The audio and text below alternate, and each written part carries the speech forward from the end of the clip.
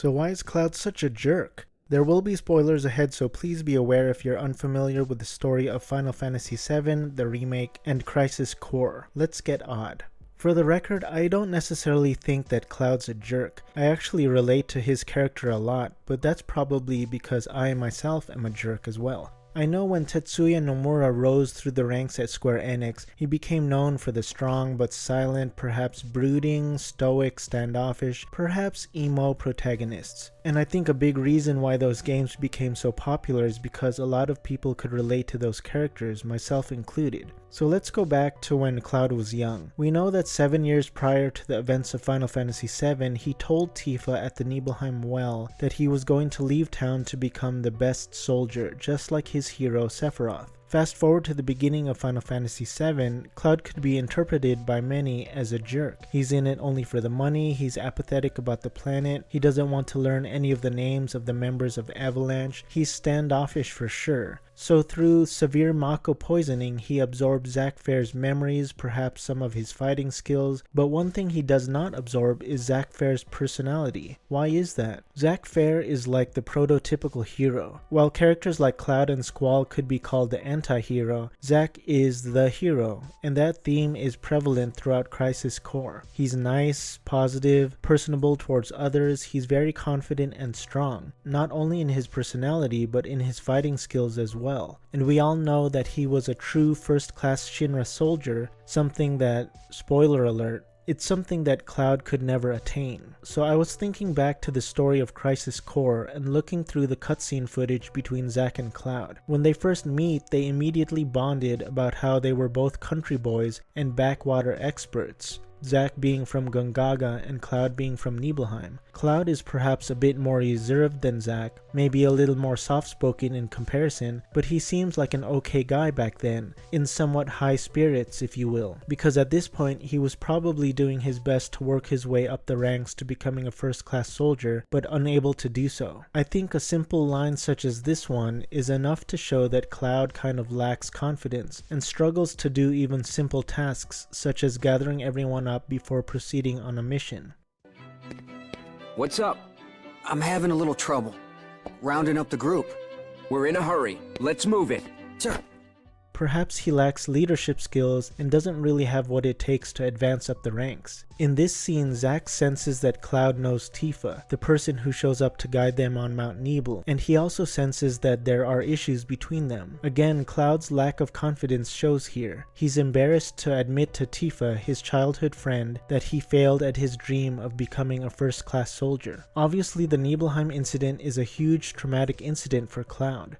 While we're on the subject, I wanted to take a moment to suggest checking out the works of M.J. Gallagher, who wrote a novella called The Nibelheim Incident. My physical copy recently came in the mail. He also wrote Norse myths that inspired Final Fantasy VII, which I referenced for my video a while ago called The Origins of Midgar. So check out MJ's work and also the KupoCon community if that interests you. Also, the last time the KupoCon store opened up, I also purchased black materia to match the color of my heart. So back to the Nibelheim incident, Sephiroth was a person who Cloud looked up to since his childhood. After Sephiroth went mad in the Shinra mansion and destroyed Cloud's childhood home of Nibelheim, and by doing so he also killed his mother and the other townspeople, that would leave Cloud distraught and traumatized for sure. I'm certainly not an expert on trauma, but I would imagine that a traumatic incident such as this one would stay with you for your whole life. An event like that would infuse itself into Cloud's memories, possibly affecting his personality, and it would affect his mind, his emotional state, and his decision making in the future. In a fit of rage, Cloud would also end up being the one to stop his former hero, Sephiroth, by first stabbing him in the back with the Buster Sword, and then hurling him down the Nibelheim reactor. I think at that point, that would be too much for anyone to take, and Cloud's mind must have been ready to collapse unto itself. It's at this point that Cloud experiences the severe Mako poisoning. So I think when it comes to Zack, he has his own personal struggles as well, but he has had different experiences from Cloud. Zack's parents are still alive and well in Gongaga, waiting to hear word from him, while Cloud's mother was killed by Sephiroth.